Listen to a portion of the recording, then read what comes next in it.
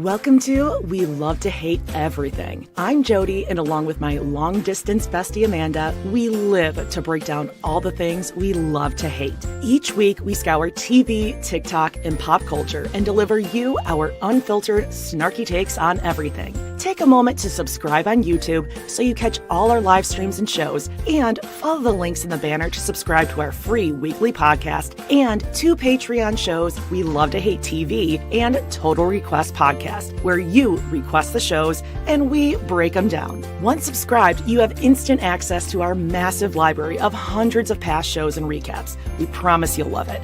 And listen, we're all friends here, so let us hear from you in the comments. We love getting to know you, and we hope you enjoy the show. All right, let's go.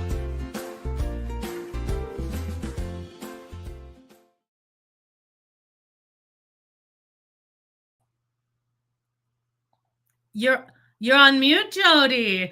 Hello, everyone. Welcome to We Love to Hate Everything. I am Aminata. See, I did that so you could open up the show because everyone loves you more. Yeah. Welcome, I'm Jody. Hi, everyone. Ooh.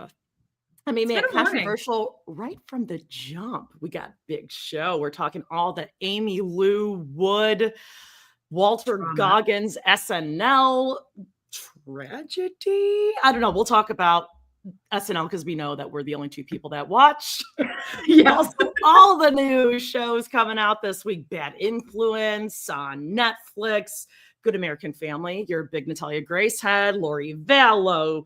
Doughboys. $1 Million Secret. Pop the Balloon. And of course, lots more. Plus a special edition of Browntown. Janelle, our girl. She's just the sweetest this week. And don't miss out for the opportunity of a lifetime with Christine. All that coming up. We might just get an explanation finally about the top hat. Oh, yes. Atop of the Brown family mission statement party. Look down the lens. Okay. Thank you, Daddy. Yeah. Oh, I was going to say a little housekeeping. Right, okay.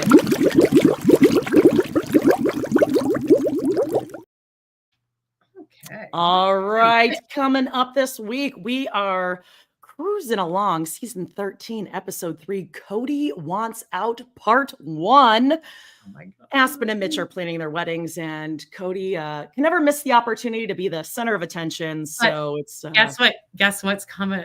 Guess what's coming? It's happening. What is it? What is it? Don't look. Kody with the dark brown hair and the shirt episode coming up. We're finally there. Can you explain that to us? Like, we're women. What does that mean exactly? Okay. Here's what it means. We agreed on a balloon payment that we can't afford anymore, and Dayton got into college in Flagstaff. Thank God. Thank God he's really all the read answers. The little fine print on that chart to really see what's happening there. Yeah. Also on Total Request Podcast, an episode of 1,000 Pound Best Friends. And this was a fun one. We decided that we too could go camping if it include air conditioning, great lighting, no bugs, and I don't know, probably some CPAP machines. We got to the bottom of the lunk alarm at Planet Fitness too, so you'll need to check that out. Yeah. Needless to say, my entire algorithm on TikTok is now Planet Fitness. Great. The happenings at Planet Fitness. Coming up on Girl Dinner this week, an episode with like a little nod to Reddit. Creepypasta. This is just creepy, weird stuff that happens. People write stories, and it's just, fun Reddit girl dinner kind of fun. Check out our merch on Redbubble, Teespring, everywhere where you can find it. And of course, on Patreon, we updated our merch. So you'll get some Coyote Pass, you fine, lots of good stuff. Drywall. Check it out. We have a couple fun collabs coming up too, and we're gonna have a little meeting tomorrow. But I think we're gonna have like a series of. We're just gonna have some Sister Wives and pop culture podcasts pop in with us for the next few weeks because we're very excited. This week, Sister Wives is coming back for 20, y'all. Also, happy Easter. Note the background that I put up for Palm Sunday. Hosanna, Hosanna, Hosanna. Wow. Blessed is he who comes in the name of the Lord. So blessed is he. That's exactly. Blessed is he who comes in the name of the Lord, and so on and so forth. Welcome. All right, let's start. Yeah, hot topics. Yeah, let's do it. Let's get to some hot topics. Yeah.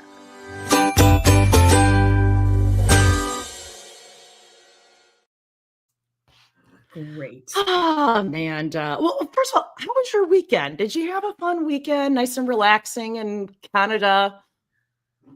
Yeah, I got I smoked a whole bunch of pot with the guy I'm seeing, and then we went and we ate. I'm like, I need to have a disgusting day, and it was amazing. We binged. Well, I'll tell you what we binged later. Little peekaboo. But then we went to No Frills to get a bunch of like disgusting food, and like he ran into someone from his work who he kind of knows, and I was like.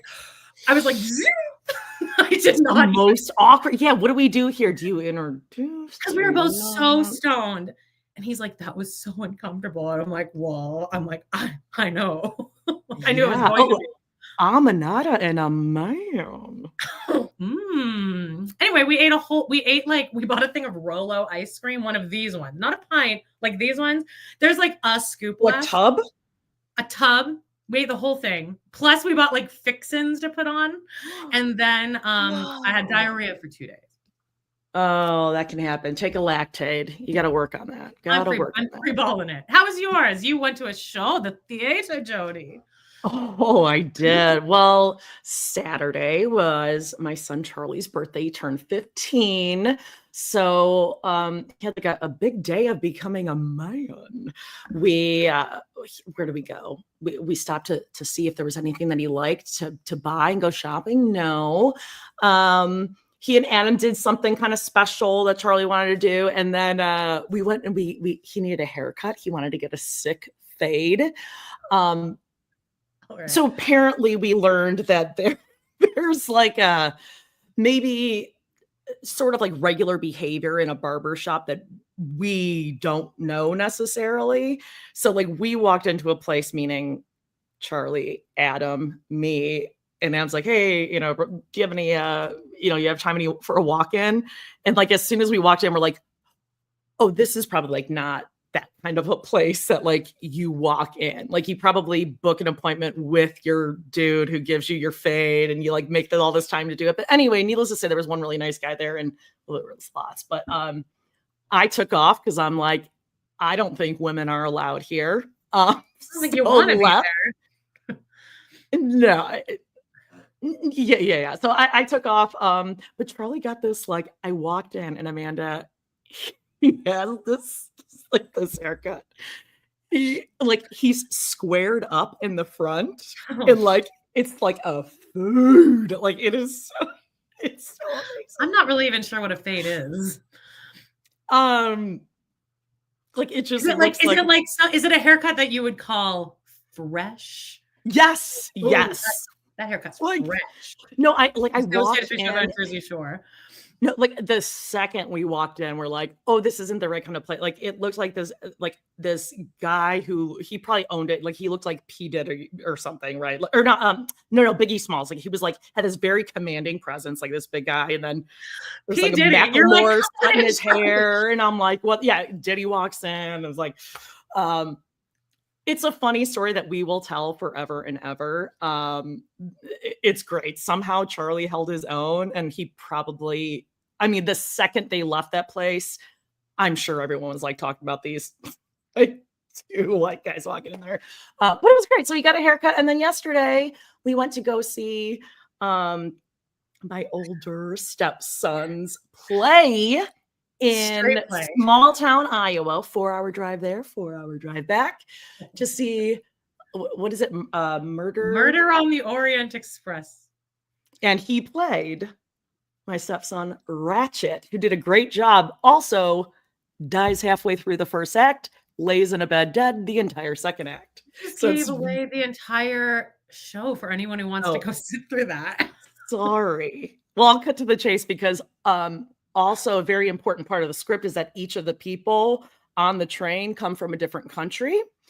So that was really cool to see freshmen and sophomore high schoolers speak in a French, Irish, German, Swedish, and a Turkish accent. Oh, which I mean, at least kind of came and went. At least they're all like white and not like anything more problematic than that.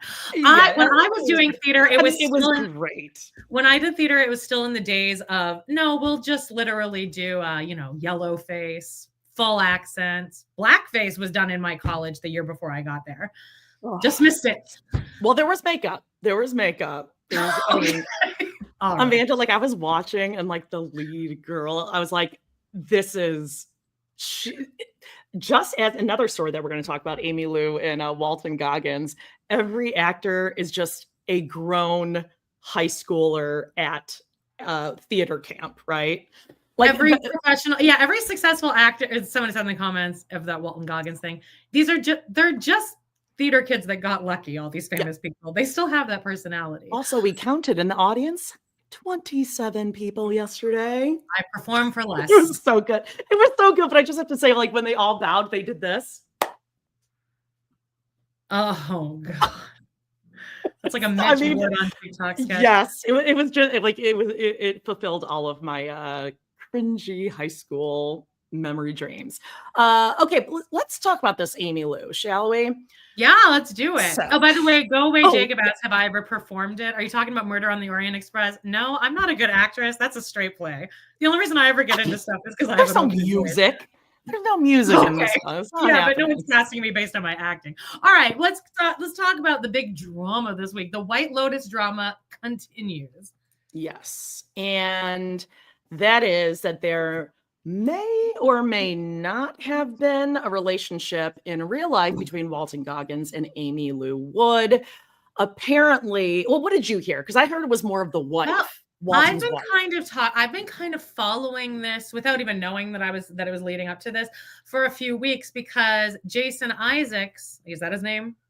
Malfoy, has been a very messy queen over the promotion of this whole season of the show. And he's been really spilling some tea a lot and just being messy. But no one ever asks women about their naked bodies on screen. It was a crazy thing to say. I'm like, you have to be joking, but he wasn't. But then he said that like friendships were, and like there's some drama there. I mean, I think he must have been talking about this because he's like, some people got along, like we all got along, but you have to remember we're all there together, and things happen, and I guess probably some people won't ever talk again. So that I feel like is maybe what he was indicating, because this week Walton Goggins and Aimee Lou Wood have unfollowed each other on Instagram and I think deleted everything. And leading up to them unfollowing each other, they were both talking really nicely about each other, especially Walton Goggins, who was going on and being like, she's just a perfect person. She's my soul lives in her, saying stuff like that. People think that they obviously fucked, and the wife is like, no.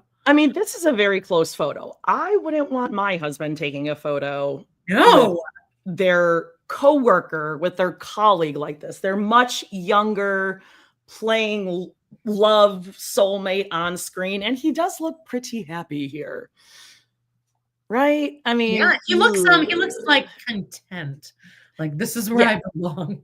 Yeah, I heard his wife went on and like blocked her afterwards, or after she found out or whatever. But I just don't like that picture altogether. I get it, they're actors, but like you said in the comments, people are like, we have to remember these are people who are actors. They all fall in love. And you've been telling this for years. This is one of the plethora of reasons I hated doing theater. Is all I was watching was infidelity, just always. I can name maybe 2 couples where like the person was with like in the cast and like person seemed like, because even the people that weren't fully cheating were fully entertaining the flirting and stuff. I can name 2 people that never even fucked with any of the other people in the cast. But then those people just sat in their room the whole time. Like they didn't even interact with anyone. Probably because their spouse was like, if you're going away to do this show for 3 months, Yeah. You're going to be a hermit. You are not going to engage with anyone. Yeah, we're talking all night, so we both fall asleep. No option. Yeah. Now, there's another reason why Aimee Lewood's all over the internet and Twitter and Instagram. It's because our favorite show, right? Saturday Night Live. They made a skit, The White POTUS, right? Yeah. It was mid. It was fine. But Sarah Sherman, she played Chelsea on White Lotus, and they had her with like these big crazy teeth. And then Aimee Lou Wood went online and she posted a couple different photos and captions. But this one says, but whilst in honest mode, I did find the SNL thing mean and unfunny. And then she did clarify that she's like, I don't hold Sarah Sherman. I'm not like mad at her. She's doing her job. Yeah. But like, really, this is what we're doing. Yeah, no, I agree. When I saw the sketch, I was like, oh, that seems kind of a punch down. And it's not fun. It's also just not funny. Like there's nothing funny about it. Yeah, and I was gonna say it's not like she played it up. Sorry, go ahead.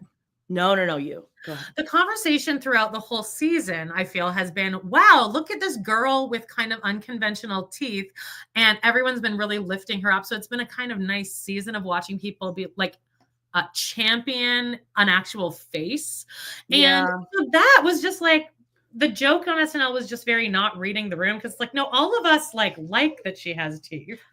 Yeah, so I was going to say she's a very likable character. She's a great actress. It'd be different if it was, well, I don't even know if it would be different, but it was a cheap shot. It was kind of sort of in the same vein way back in the day when it was like, Chelsea Clinton, don't make fun of her. You can't, I know that was because it was like a kid thing, but this just, they didn't need it. They could have done that same skit, The White POTUS, without the teeth thing, and it was just a cheap joke for like shock value. And I'm glad she said something because I think that SNL was, because the people that write SNL, like I think the main writers, I'm sure Bowen is like a pretty high up writer. They're like whatever he says goes, and I'm sure also Sarah Sherman. So I think that maybe this took them down a few notches, or at least maybe next time they'll think before doing something like that, because people do need to be direct about. Yeah, that. I saw actually something Bowen was quoted in an article saying like he begged Lauren and SNL not to make him play JD Vance. He's like, please. But on the other hand, I'm like, you're doing everything, Bowen. And if it's going to get you on camera more every single week, probably in the opening, like, come on, cut the shit. And he's funny. Well, do you want to get into SNL actually now that we're here? Yeah, let's do it. So this week's host, Jon Hamm. I know where those eyes are going, everyone. Hey, now. What do you think? Okay, I feel... Now, Kathy Griffin in her second book said that he's like one of the douchiest people she's ever met. So whatever she says is pretty much gospel to me. Yeah. So I just don't like him. But he is very good on the show. He's very funny. In his monologue, Kieran Culkin showed up. And for some reason, all of Oscar season, I've been like one of very few like kind of haters for him. Where I'm like, I don't buy any of this. I think he's fake and I think it's a nightmare to live with. We talked about this. Was it the Oscars when he's like gushing about his wife, like, oh, now she'll give me another baby? I'm like, I don't like any of it. But I was annoyed that I'm like, why are you here? But he did make a joke about Jon Hamm's huge hog. He's like, oh, I've seen you in those sweatpants. So I enjoyed the reference to that.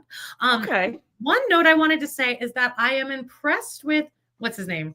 James Austin Johnson. Is that his name? The one who plays Trump? Oh, okay. Yeah. The guy plays Trump. I'm impressed that he's finally found kind of a good take on this, because it seems, I mean, he's going to be having to do this for the next 3 years or, forever. Yeah. So he's found a good Trump that is still like likable, as like he's funny. He's not as like threatening or scary as kind of Alec Baldwin was when he was playing him. So I want to give him kudos for finding a Trump that we can at least like. I feel like he's very similar to almost like Will Ferrell's George Bush. Yeah, we can be laughing at his character while he's actually giving us a knife in the kidneys, allegedly, maybe. Sure, yeah. What did you think? I thought he was fine. I kind of want to talk about the Lizzo. She was the musical guest. What'd you think? Oh, I loved it. I loved both songs.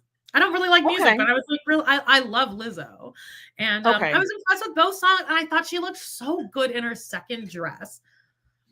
Okay. Do you remember what it was? It was like gold, but you can kind of see like she was wearing like black underwear, so you could kind of see through. And I thought that the fit her so perfectly, where it was just like a smooth line. Yeah.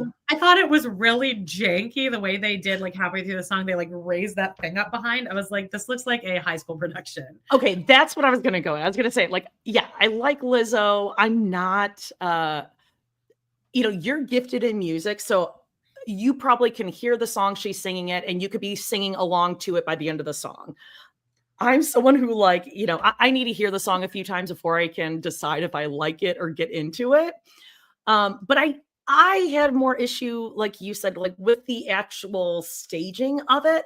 I feel like there were so many people on stage. Like that first performance, I'm like, whoa, what do we? It was just like a lot of people. It's a small stage. I don't know if we need all that for SNL.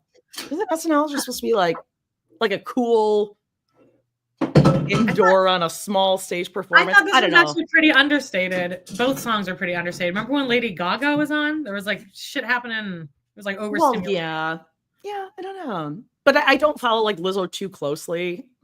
I don't do like most music and movies, but I'm interested to see if we'll hear some more stories about her come out. Because remember, she was kind of like canceled because people who worked for her said she was horrible. Yeah. I feel like she probably got a little too diva-ish, but I feel like maybe the story was embellished. I don't know. I want to like Lizzo. Yeah. Oh, speaking of, we didn't talk about this. Do you know what happened this morning? Speaking of divas. Oh, like the space thing happened? Yes. Blue Origin went up I with. saw it yesterday. I'm like, should we even talk about this? I'm like, I don't think Jody really cares about this, and I don't really care. Well, But I'll tell you. Happen. Now that these two gals have live TV on Paramount Plus, what? We're really spoiling ourselves here. No ads on Hulu. Let's talk about that really quickly, actually, because we finally got together and we're like, hey, maybe we should both not be paying for our own stuff and then like wasting money and just like, charge all of these things to our like joint account. So we took a morning, we both looked like dog shit, and we just like sat there and we were just like putting in we were maniacs. Amanda was like, we can get ads for $3 more a month. And we honestly had to sit and think. We're like, God, I don't do we. But then by the end, no. By the end, and then we're like, well, $1.50 each. Yeah. Let's just do it. Let's just do it. Well, let's be bad. We got everything ad free. It is luxurious when I watch things now. But I did want to take a screenshot because I signed in the profiles and then oh my God, the notifications that I got the other day where it's like someone is trying to sign into your Hulu from Wisconsin. I was like, what are you doing over there? Well, I think for a while you had a VPN and it's like someone in Spokane, Washington. Yeah. And I'm like, Amanda, oh my God, someone's breaking in. Well, I just wanted to show a couple of these little cheeky things that Jody put here. So the first one is that for Peacock, before it let us sign in, I had to choose like an icon and a name. So I hilariously put a picture of Alec Baldwin, and then I put our name as Alec B. And then I tuned in the other day, and Jody had started her own account with another picture of the same Alec Baldwin, and it just says, is guilty, which I mean, the way I guffawed, it was a hearty guffaw. And then that fucking kid's profile in the middle, we can't get rid of it. Oh, I think I got rid of it. I tried to delete all the kids' accounts. Oh, yes. Yeah. All right. And then, sorry, go ahead. You go. Oh, I still don't totally understand the one with the South Park. I think I changed you to the puppy, and then South Park, Adam's like, put Randy because he's my favorite character, but you have to put Bono. And I don't know. I don't get that reference, that South Park reference. I don't get it either. I don't really watch South Park. But the other one was this for our HBO. Jody's daughter wanted Carrie Bradshaw, and then Jody changed my picture to Che Diaz. Just to make you laugh, because I knew you'd be like, I'm keeping it. And Jody changed hers to a picture of a shark, the shark from Jaws. And when I asked, why she did that. She said, "Oh, that's just because, perimenopause." And I was like, got You it. never know. Yeah. Always be prepared. Don't go in You the water until never you're know. in your 50s. You never know. You will Yeah, drop. Amanda's always up for a comedy concert. Oh, speaking of, I'm going to that comedy concert, Tom Segura. You are. Actual comedy concert. What was I going to say? So that's how I found out that Gayle King, Lauren Sanchez, some two other chicks, and Katy Perry went up into the Jeff Bezos thing. Yeah. So of course then I had to watch it. It's like on live because I had to remember what live TV is like, first of all. As many of you are saying in the comments, Gayle looked like she shit her pants on the way up. Did you see her when she goes to ring the bell? Well, no, I saw an interview yesterday where it was her. It was very not dystopian, but I don't know, depressing for women, I guess. It's watching Gayle King, who has the fear of God in her, talking to an actual female, not astronaut, but someone who studied space. This is her actual. And Gayle's like, I don't want to go. And she's like, no, you're going to have so much fun. And Gayle's like, would you want to go? And the woman's like, yes, this would be my dream to go. And all the comments were like, this is really not great optics here. Where it's this person who does not want to go. And then a person who has no experience in this. And then this woman who is dying to go and she's not the one going. It's upsetting. Well, Oprah was there, and I did catch the moment where Oprah's looking up, and then she looks down, and the camera's right in her face, and then glasses off. Yeah, CSI Miami style, and she's like, "Come on, all Oprah, right, do better than that." I did find the fact that when Katy Perry came down, did you hear this little nugget? She promised she was going to sing in space. As we all were last night I was like, God, if anything can happen on Blue Origin, please let Katy Perry sing space. As they were descending, she sang to the other members, firework, "What a wonderful world."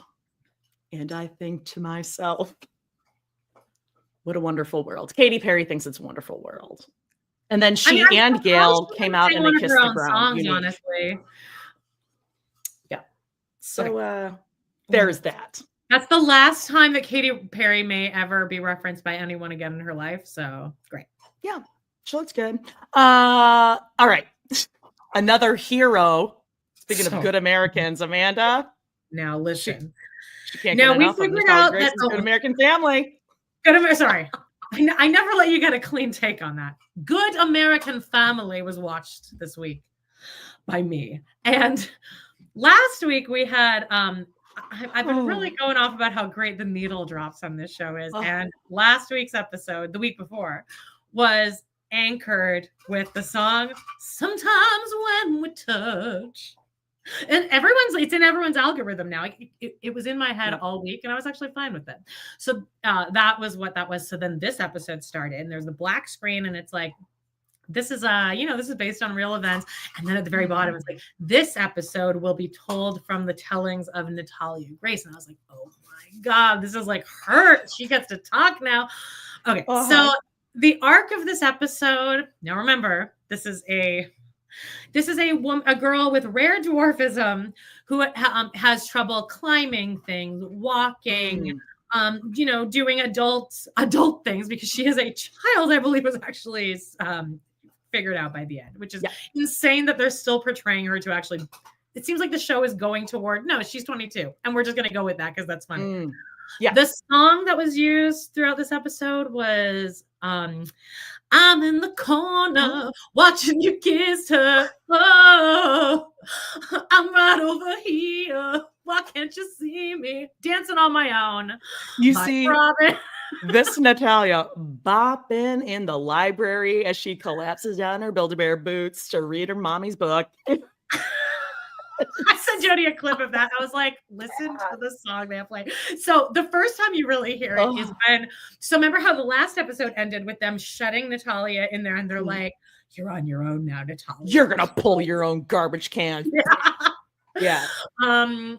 I think that's going to happen next episode, though, because she references the garbage bins in this episode. But anyway, they shut it. So this episode begins with them shutting it on her, and then it's like her side of the door. very cinematic Jody. Oh, what song is playing now? Well, nothing's playing yet, but Dancing on My Own's coming. That would have been, that would have been on the nose. I think they had to pay a lot for the Robin song. But so then Michael has left her. And Mark Duplass is now playing like the Natalia version of Michael, which is like so funny. So he like leaves her with all this food. And the whole episode anchors around like her. So she's in her apartment by herself, and she's like, here I am in the kitchen. What am I going to cook today? So she gets in the kitchen, and she's kind of, Michael has placed all of her groceries up on the highest cupboard. So now it has like the beat drops. Dun, dun, dun, dun, dun, dun, dun, dun, dun, dun, dun, dun, dun, dun, dun, dun, dun. And she's like pulling chairs over, and she's climbing up on the cupboard and stepping on it. And while she's reaching, and she pulls out this big can of peaches. She's like, peaches. I want these. So the whole episode, she's trying to get into these peaches, and she cannot figure out how to open these peaches. So like throughout, as she continues to not take a shower and she gets more and more disgusting, she keeps going back to these peaches, but it's just like not happening. So, but this is when she can't get her hands around the can opener. She kind of has this. She's like hitting it with the can opener, but she wants these fucking peaches. And then at one point, she wakes up and Michael's there. And she's like, Daddy! And he's like, what the fuck? He's like, he goes, it smells like shit in here, Natalia. And then she's like, oh, I'm sorry. And then something happens where like she gets caught somewhere, and like she goes missing, and she gets returned. CPS is called on them. And he says to her, this is a line. He goes, did you call CPS on us? And she goes, well, I didn't even call CPS. I'm not. What's CPS? And he goes, CPS stands for Child Protective Services. And you're definitely not a C. Well, you're one kind of C, but no, not that. No. I like, I was like, yes, well done, writers. Hilarious. Well, and then she goes one to the library. Kind of C, but not the other. You're one kind of C, but Amanda, a paid writer wrote that line. That's what kills me. You couldn't have tried. It's so good. So then she goes to the library, and she's like, she's looking at books, and then Dancing on My Own is playing. Yep. And then people just all through the episode are like, you're not 22, or because she's telling everyone she is 22.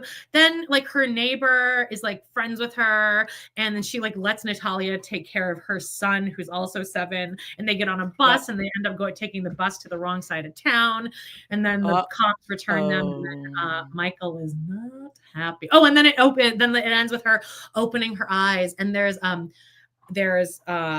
what's her name, Meredith Grey, standing there in like Christine. This like, yeah, Christine, with this backlighting, and she's like, mommy, and she's like, get up, Natalia, you got kicked out of this place, and she's like starts like slamming shit, and excited to see what happens next episode.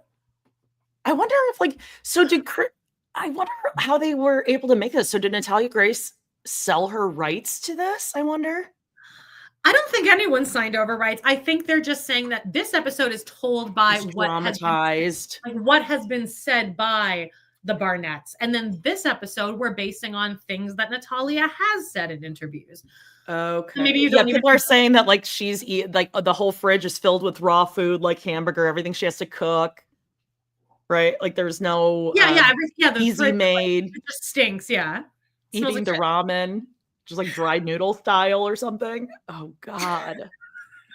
So how did this make it to TV? Something else that's on our TVs and YouTube apparently. Netflix released a documentary series called Bad Influence: The Dark Side of Kidfluencing. I'm 1.2 episodes in. All right. I don't know this chick. Paige did. When I saw this, I was like, oh, I gotta, I have to watch this. And she's like, oh, is that Piper, whatever? I'm like, yeah, how do you know this girl? She's like, oh yeah, she's been on like YouTube forever. Like, do you watch it? And she's like, no, but like I know who she is. Like the whole time I'm like, this is what's going on. And I just had no idea, like not even inklings that this kind of shit was happening. Like just that people No. even watch YouTube, because that was Yeah, never like a we kind of- TV. yeah, like we were there for like the early days of YouTube, but no one was really taking it serious. Then YouTube kind of went away, and now it's back. But it's like we missed the age where you like sit down and watch YouTube channels. Right. And this is this girl, Piper Rockell, Rockelle, because of course. And her mom, named Tiffany, like starts innocently enough, I think, a YouTube channel for her where she's like making slime or something. And then it very quickly grows into these parents who also want their kids in acting are thinking like, oh, this is really good exposure. They'll be on YouTube.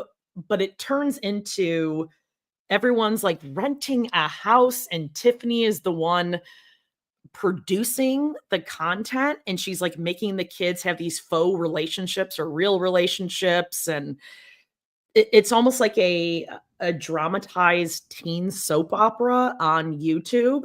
And where episode 1 leaves off, spoiler, but like, I don't even want to, this is just gross, but Tiffany starts making moves on at least one that we know of, the underage influencer actor on here. And it really is like shocking.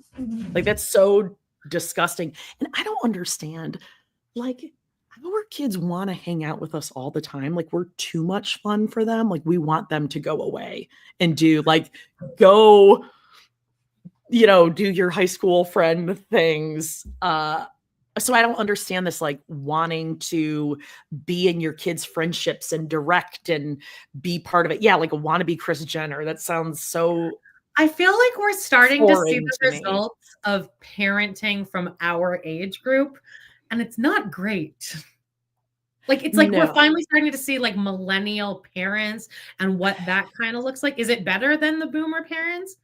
Or is anyone ever really going to be great at this? No, we're all going to be going to therapy for different things our parents did Sure, to mess up. It's and I mean, I'm the first one to tell my kids, I'm like, listen, I'm strict. I know sometimes I do things that like make no sense. Other times I probably just totally don't catch on and I miss it and whatever. But like, this is my first time too. I tell that to Paige all the time. I'm like, listen, I've never had a teenage daughter before.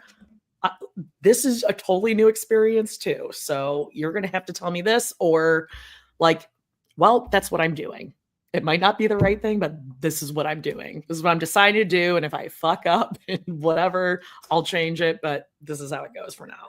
My biggest takeaway from this was it showed a lot of clips of these videos. It just really reminds me how annoying kids are.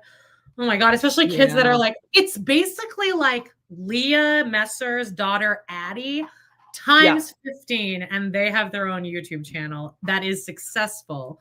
So they're just $300,000 to $500,000 a month.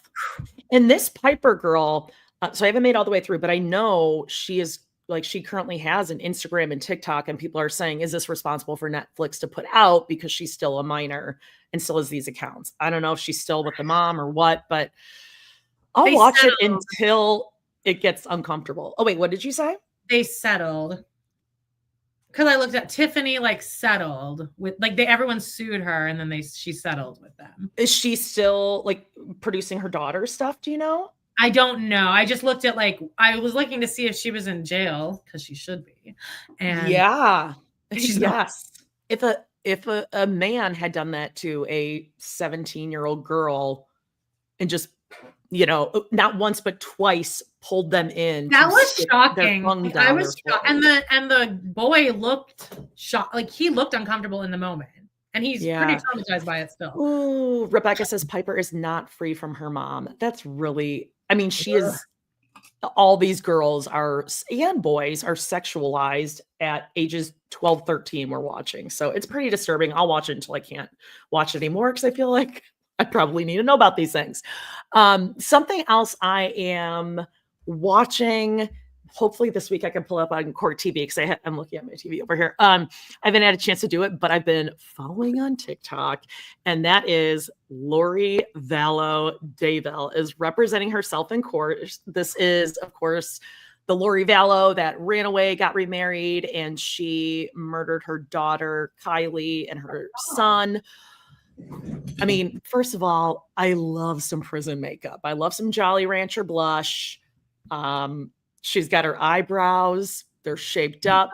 She's probably doing like some sock curls. So credit on that. However, if you are not coming across these clips of her questioning witnesses, please look it up on TikTok. Oh, yeah, yeah. Because she is so fucking smug and so self-righteous when she is questioning the witnesses on the stand. Sometimes they're her witnesses, sometimes they're the prosecutions, but she'll be like, so did you take an oath today when you came into court? And this woman's like, yes. She's like, and did you prepare to tell the truth? Yes. The whole truth? Yes. And no, I mean, and I'm not making that up. This is what she's doing. And then eventually the prosecutor will be like, objection. And then the judge is just like, sustained, objection, sustained, objections. It is nonstop. And it's so funny and in a way like very cathartic to see someone who is so purely evil and guilty being made a fool in open court, and her thinking she's making a big point, being like, and every time getting shot down. And it's just like that little damaged, wounded Jody inside, like wants to see the mean girl go down. The mean girl's going down, and it feels so great. These people walk among us. It's like having an argument with any narcissist. Oh, and then they think they're making a really good point, and you're like, oh my God, you are so stupid. And you'll never know how stupid you are, which is the most irritating thing about stupid people, is they'll never know how ignorant they are. Yeah. And the judge, his voice comes across like very like, I don't care, and condescending, which normally, I wouldn't necessarily enjoy in a man in power position, but it's amazing. But he's like, yeah, no, I said sustained or overruled. She's like, why? And he's like, as I said so. Mary in the chat says she's like Sarah Boone in court, so smug and cocky. That is one case that I can't even let my head think about because it's so. Remind me of that. Why is that not ringing a bell? That's the one with the woman who like locked her boyfriend in a suitcase. Oh yeah, that's like one. That's something I don't even want to think about. I'm getting like short of breath thinking about. Yeah, it. I can't. It's horrible.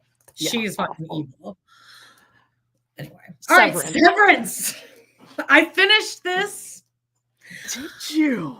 I did. Season 2. Okay, let me just ask you, is it worthwhile? Because I'm at a point right now, I'm trying to get my mental health under control. Yeah.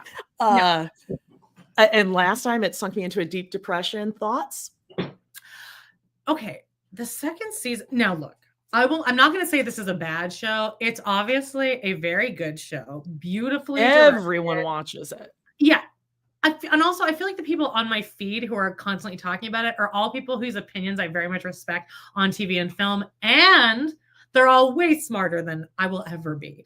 And so like, I think it's aimed at very smart people who with attention spans. That's another thing. You really need an attention span to watch this show. They aren't at the office at all in the second season. And I'm like, I'm doing a lot. Puppies are playing. A lot happened. They're not even in the office now. They're like out in like the wilderness, and then we're following Patricia Arquette for like a while. And that was a good episode, but like, can we just get back to the office and have them all interact with each other and kind of be funny? Yeah. It's very dark. There's no light or brightness in it, and already I swear to God, I think it contributed to me just feeling so last week. Just watching it, I was just like desperate for something to happen or someone to not be like thinking of ending their own life and stuff. Like it was. That doesn't really get any better in the second season. It's very the one thing I love about but one beneficial thing is that at the end of every episode after the credits, it has like Ben Stiller, who he's another celebrity I know. I've never been able to stand. But he's the director of this, and it has him and like the whole cast talking for like 6 or 7 minutes, and they're explaining what just happened in that episode, which I think is definitely on purpose. For like, we're gonna need to like talk people through what they just sat through, and it's such a still, quiet, show that Yes. I like. Then they'll do these things and they'll tell you what happened, and I'm like, oh yeah, I guess that is what I thought was happening. I assume there was much more happening in every episode, but not really. So it's nice to have Right. at the end them tell me, no, you didn't miss anything. That really is all that happened. So And is the yeah. series done after season 2? No, there's now halfway through season 2. I said, I don't know why they're even doing a season. Like, what are they gonna do after this? But it ended on kind of a cliffhanger. But I'm like, I just don't really care what happens to any of these people. Again, it's a great show. It's just not. It's too much. It's too much concentration. Too dark. Too deep. Too smart for me.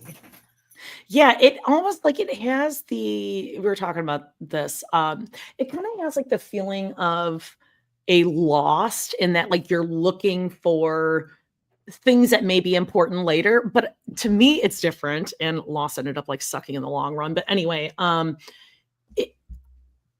need to know that there's something that I am watching for. Like Lost was they're getting off the island, or they found the hatch, or like are they dead? This I don't know.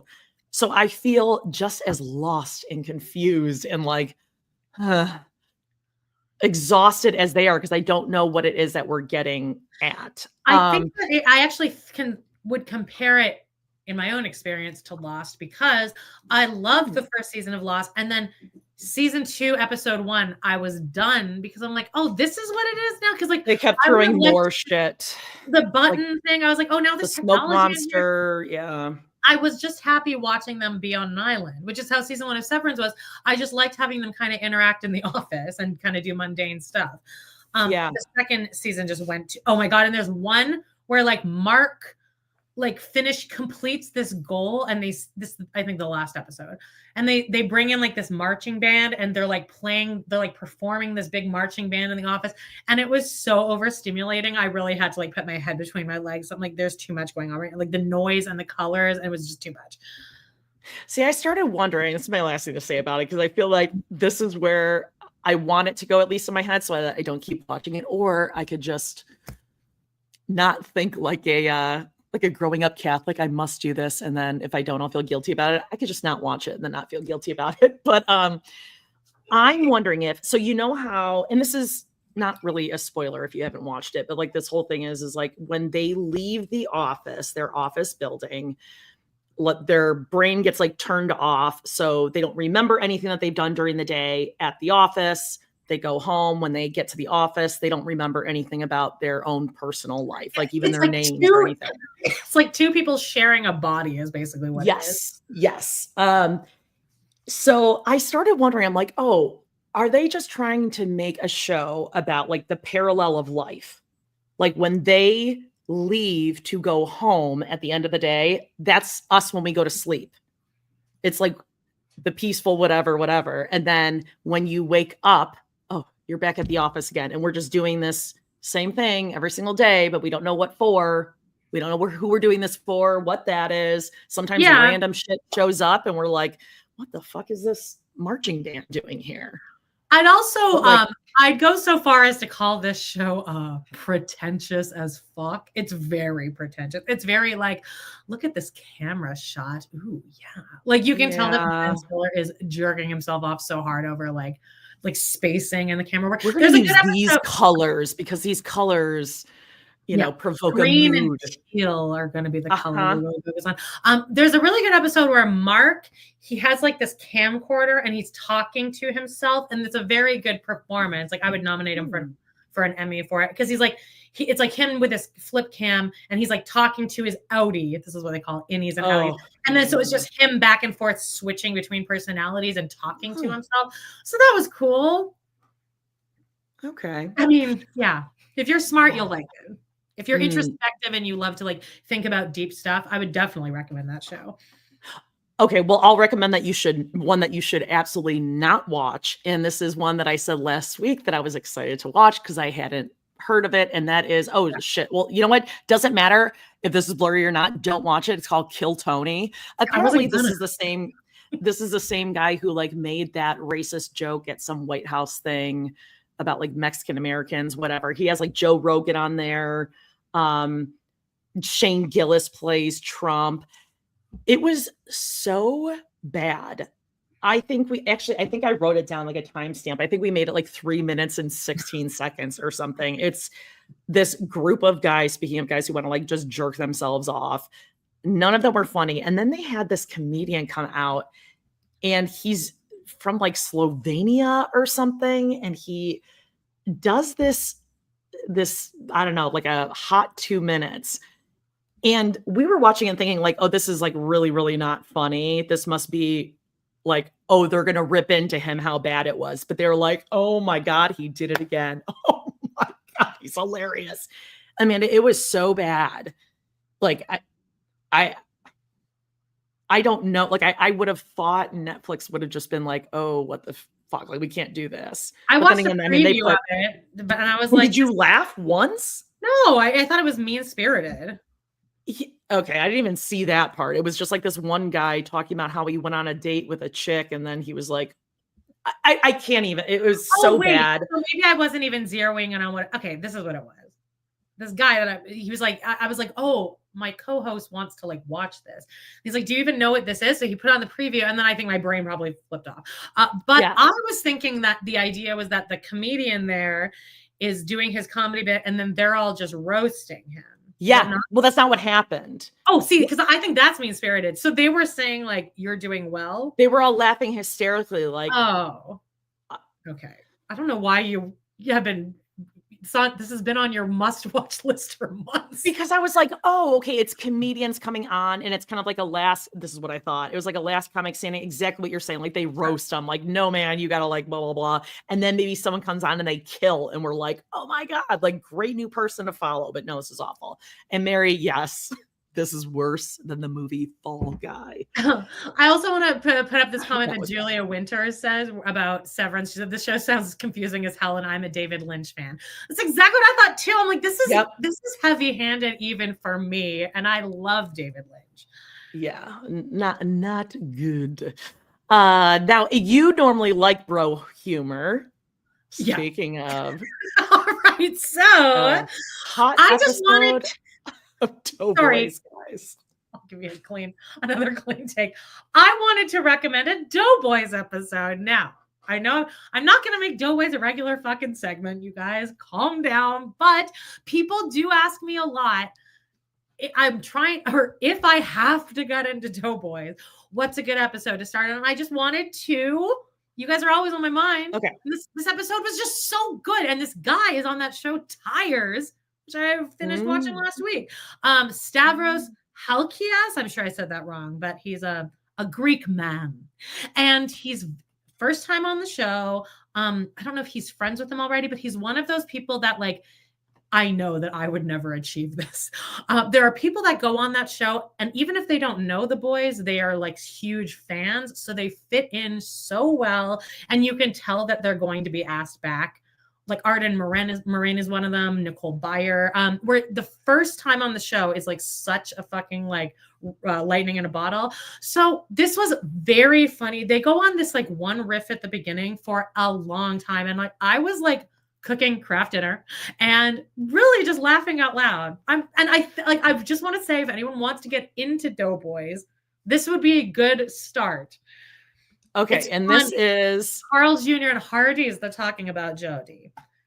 Now, I just want to say, I don't know if you know this, but Carl's Jr. and Hardee's, they are regional. So you're losing a big portion of our audience here who can't even go to those places. Well, we have them here, Jody. They have them in Arizona. They're not that regional. Yeah. Jacob says, does Amanda get kickbacks for recommending Doughboys all the time? No, this is just for free, baby. No revenue, baby. No revenue from me. But it's a public act of service. Hey, happy early 50th birthday, Stephanie. That's amazing. Nifty 50 and fab. Oh, happy birthday. 50 and fab. That's right. I'm excited to turn 50. Every like milestone year at this point is just like, yeah, whatever. I felt this age since I was 3. I've been this exactly annoyed at everyone else. Happy birthday. Okay, we got another Amanda suggestion. Yeah, sorry. No, are you kidding? I'm the one, like, everyone loves these shows and movies that you've seen. Yeah, people don't like me though. Okay, but here's another. I'll talk for up. a couple seconds about this. Blank Check, which is Doughboys adjacent. This is another podcast I've been listening to forever. I talked about them. Oh, they Lin-Manuel was on for Hook last week. I've been listening to them for 10 years, and they just got to Steven Spielberg. Like, they have been doing directors and they've never done Steven Spielberg. So they just they've been doing his entire filmography, and now they're really at the good shit. Next week, Schindler's List, Jody. But hey guys, everyone turn up for next week's episode of Schindler's List. It's gonna be a laugh riot. It'll top their records. But I mean, Steven Spielberg, hello. And this was, I don't know. Oh, it was a guy from the Rewatchables. He sounds exactly like one of the co-hosts though, so it didn't even sound like there was a guest. But they did Jurassic Park. It's another they do long episodes, always usually about 3 hours, and it's a great. That's another recommendation. I feel like these are all the movies that our age group loved. And Jurassic Park, does anyone not like Jurassic Park? And it's just a really lovely You don't like Jurassic Park. You've never seen Jurassic Park, possibly. Most of it. I mean, if I saw all the way through, it's just not my kind of. I don't like being scared. I don't like jumping. I don't want to feel like I am on guard as I'm watching something. I like to, I don't know, have like a healthy resting heart rate. Well, one thing they say in there is they're like, it's never been more clear in a movie that Steven Spielberg wants to fuck Jeff Goldblum. The way that he shoots Jeff Goldblum is like he wants to have sex with him, because it is true. Jeff Goldblum in this movie, there's like that shot of him like shirtless and like glistening sweat. It's like, why? He scares me. Right. I wouldn't want to do a Jeff Goldblum. No. He's weird enough like, that I like it. Oh, I think he would like know things that I don't know about. And it would just, I would just freak out. What about Love? We watched an episode of this for Total Request podcast. It's one of your favorites. I rewatch this like once a year, but I just am in the middle of season 2 of this, another rewatch. And I just really want to say, for anyone who doesn't know the show Love on Netflix, it's Judd Apatow. And it's like, this is what Judd Apatow does. He goes around to his like funny friends, like Adam Sandler, and he'll like kind of grab onto them. And since he's not very funny, he's created a perfect storm here of like, well, I'm not funny, but if I just like put all these people in movies, they'll be my friend, right? And my wife. But that's what Love is. So he has now found this group of the UCB kids. Like Mitch is in Love. He's one of the main characters on Love. Gillian Jacobs. And then just like the entire cast is just like that exact group of UCB people from the early 2000s. And it's just really great. It's a great, great show. I rewatch it every year, 3 seasons long. It's the most bingeable show I've ever seen. Is anyone else out there watching Love? And Paul Rust is the lead, kind of unconventional looking guy. Oh, sorry. I'll put it up. There you go. You really like him a lot. I don't know. It's just very, very watchable. And Judd Apatow movies are famously way too long. There's always like a whole third act in there that could be cut out. But this is kind of perfect because he can just kind of spread the story out as slowly as possible. Yeah. Did I tell you? I think I did, that we watched This Is 40 a while ago. Oh, yes, of course. And it just like didn't hold up over time. Same thing, like, wait, what? Like just those things that you didn't catch the first time, or 20 years later, you're like, wait. So I wonder if all of them hold up or not. Like, I'd love to go back and watch, I don't know, Knocked Up or something, you know? I'd rewatch Knocked Up. Okay. You see vagina? Well, I watched $1 Million Secret on Netflix. Please, anyone else? Did you watch this? It has an entire cast of people. They're unknowns. They're regular, normal, everyday people. This is the show that was filmed in Canada that I found so interesting because the production value on this is so high. And I'm pretty sure they did a full wardrobe in makeup and stuff for the cast on this, because I don't think there's any way that these people, at least the women, would have dressed themselves, which is why I kind of love it. I just found this show so fascinating. Watch it, binge it. I think it's 9 episodes, and the last 2 episodes came out last week. And the whole premise is basically kind of like The Mole, where every week someone is the millionaire. They get $1 million in their box, and everyone knows that someone has it, and you have to not let on that you have it, but you have to kind of complete these missions and things, and it gets moved around. I don't know. I like those kind of shows like The Mole, and because you're watching it's new. You totally don't have to like go really in deep and get to know these people really that well. But there was a chick on it who I just couldn't stand her, Sydney. She's way at the end of the table, closest to the host at the end with the blonde hair. She's one of these people that just does not naturally smile, that is just like blank and serious all the time. And stop. You're smiling right now. So she intimidated me, and she also got under the skin of this other chick who is on the right. She's got blonde hair. You can kind of see half of her face. She was like the mom of the group. She would be like the Jody. And she, much like me, just naturally didn't like her. And then Sydney didn't like her back just for like not like it. It's a stupid show, but it's beautiful to watch. They dress really well. It's Netflix. All right. It's just a great, easy watch. Great. Your man will love watching it too. It's just a great, easy watch. Watch it. Now they're all out, so you just binge night episodes. It's great. Okay, great. Back this week is Extracted. I'm still hanging on to the show. It's on Hulu. Or Fox if you have live TV. And this show is where it's teams of 3. One person goes out into the wilderness, and then their 2 teammates stay back, and they watch everything they do from a camera inside. And then there's different challenges and different things that they can send supplies, but sometimes they can't. And so the person out there is like, what the fuck? Where's all my shit you're supposed to send me?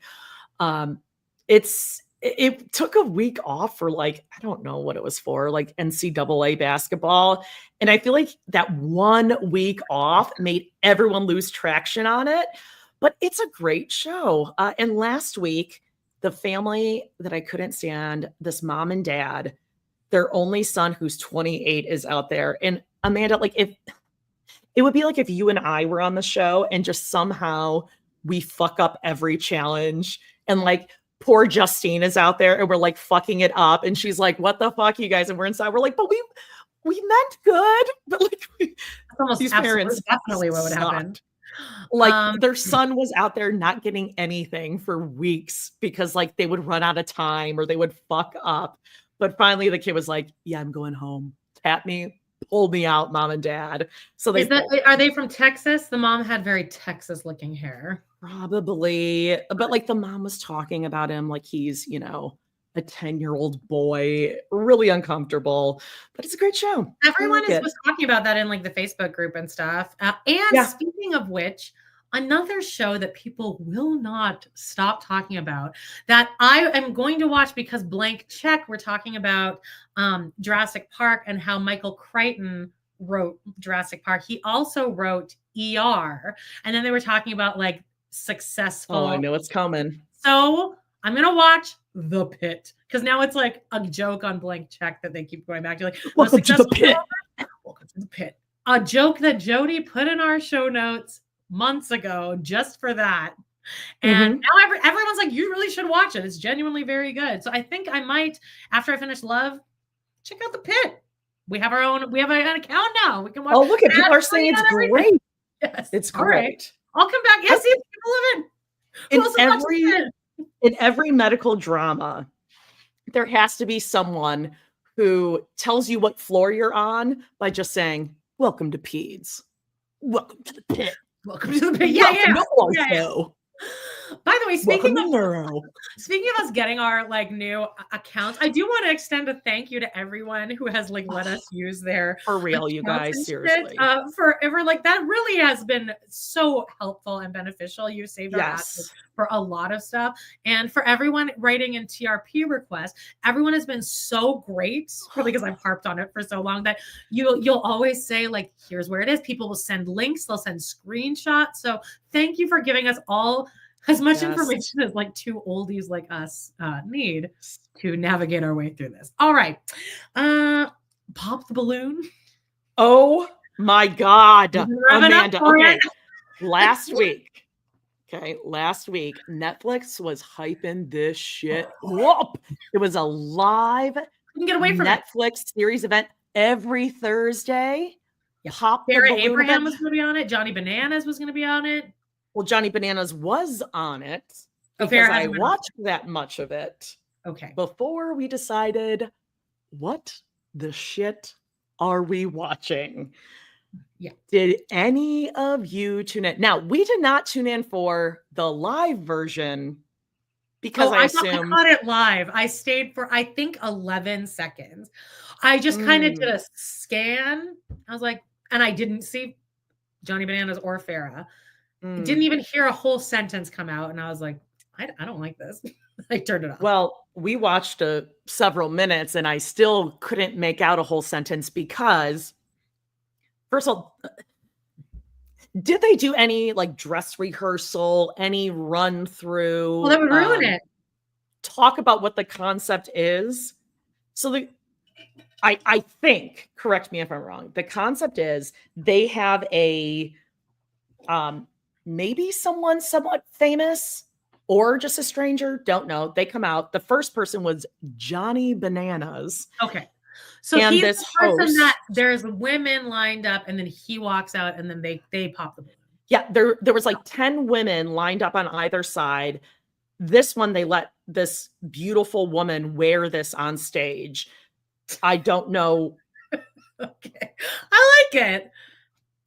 Okay. It looks like a costume. Sure. Well, and the girl to her right, on the right, is wearing like this busted J-Lo Versace dress. It was all that. So there's 10 women lined up, 5 on each side. Johnny Bananas comes out, and then everyone talks at the same time.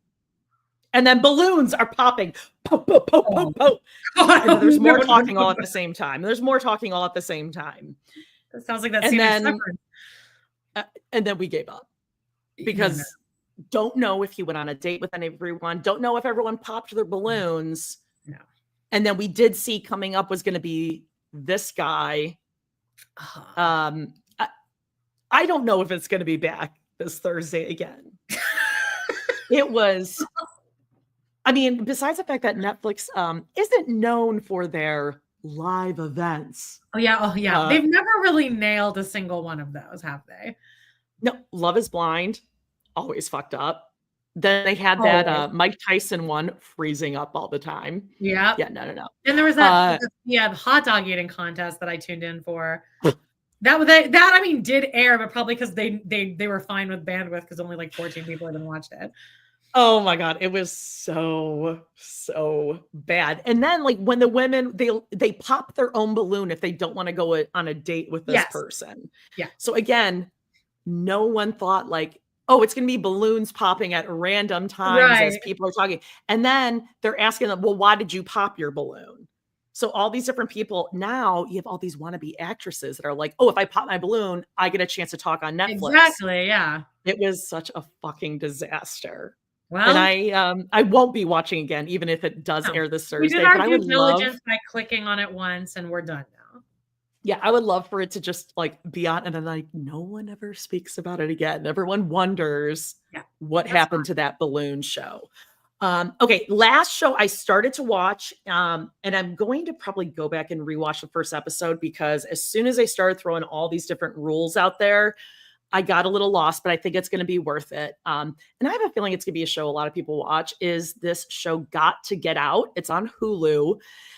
It is a house full of reality stars, and they have to. Was that Spencer Pratt on top there? Oh, it sure is. How did they get him? Omarosa. Yeah, I saw him. her. Zolciak Bierman, that annoying Val Schmirkovsky, smarmy dude from Dancing with the Stars. Girl, the woman. Yes. Woman, yeah. Right. It's not. Oh, I forgot. Oh, wait, hold on. I have all their names here. Oh, yeah. That's Susan. Susan's the one that calls Joan the Golden Bachelorette. I think she's got like a Pittsburgh accent. And she's like, Joan. All right. It's just, oh, good. People are saying that they love it. Okay. I started watching it. What I got from it was they have to somehow escape from the house and get in one of these Lamborghinis in the driveway before someone sees them and before the alarm is sounded. And if they get out and they can like get out of the gates, then they win money or something. So they're all looking, and Spencer Pratt is in this. The Pratts lost their house to the fires in California. So on the show, Omarosa, Cynthia from Real Housewives of Atlanta, Kim Bierman, we all know her. Jill says Outlast. Okay. Demi, which Bachelor in Paradise. I think we've seen her. Claire, I think was on The Bachelorette, but she seems older, so I'm not sure. And you could check out the rest of them. So yeah, it's I think it'll be a really good show to watch. And again, I like these kind of competition shows. Yeah. There's something to talk about besides just plain reality. Well, I'll be watching Natalia Grace and The Pit, and then you can bring the reality. I can't wait to see what song they have for next week, Jody. All right, let's break it on down to Brown Town. We got a big show this week. Very briefly. Brown Town. Everything's waiting for Pooh. Never gets old. Beaker face, I love you. She said, Jody, when you said out of the house before the alarm sounded, I kept thinking about your pressing the alarm silencer. Oh my God, I'll never forget that. When I was in that Airbnb, which was the day before I found out my ex-husband was cheating on me. So no, Jody, it was just friends. Oh, right. I'm a woman. Still to this day, that's the excuse. Just needed friends. Exactly. Right. I'm telling you what happened during all of that and why my camera kept going out before all the fucking mean comments come in about how I had like this for anyone who like had seen my I got this new shelf. You like that? Check that out. You know what? People were noticing your shelf. Yeah, new bookshelf. And they said it looks like Reggie is like dabbing over there in the corner. Oh yeah. Whoops. He's doing the hottest dance craze of the youth these days. But I had like for anyone who remembers before, if you remember that there was like this clay cat. My mom brings ornaments and figurines into my house every fucking time and always cats or owls because I bought one pillow with an owl on it one time. But there was like this clay cat that was in like a Halloween kitty thing, and I was like looking, I heard chewing, and I thought that this golden retriever Kaya was chewing on a bone, and she wasn't. She was chewing on the clay cat in a million pieces. This is it. She was eating it, like swallowing it. Is she gonna die? Well, anyway, so then I got to do that sound effect. It sounded like you were in like an old timey town, and you're like, "This is all my money, sir." Yeah, the shekels. Pieces of a clay pot. Like a million pieces of clay. So then during all of that, I had to like get them. I put her in the bedroom, and then she ran over to the litter box and was trying to scrape through that was all while you were talking for like 10 seconds. So now they're both in the hallway right now. Are they gonna be like shitting terracotta now? Probably. Oh no. I think you have to like I guess we'll see. Are you gonna try to pick it out and glue together the cat? Oh, Jody, it's a milk. Look at this. Okay, well, anyway, Daphne's coming over, so she's gonna be like, Amanda. All right. So this is why I don't get you anything that's breakable. No, she'll never drop it. Okay, let's Brown Town it. So we're gonna start with the video. Oh yes. Okay, so I believe we talked about it last week, right? Did we talk about it last week? No. Okay, I thought we did. But it was over the course of the week. One of our listeners, who does not want credit, is still part of McKelty and Tony's Patreon, just for like shits and giggles. Okay, yeah. And she's like, well, they're doing a Q&A this week. Do you want me to ask anything? And I was like, so many Qs. So many Qs. Oh, all the Qs. And we want Tony's A's. How do you fuck him? But I was like, ask her about the top hat, because us and Aimee and Amanda from Little Miss Recap and Corey and Carly, and I'm sure Ace and Caitlin have all been focusing on this fucking top hat that Mykelti wears.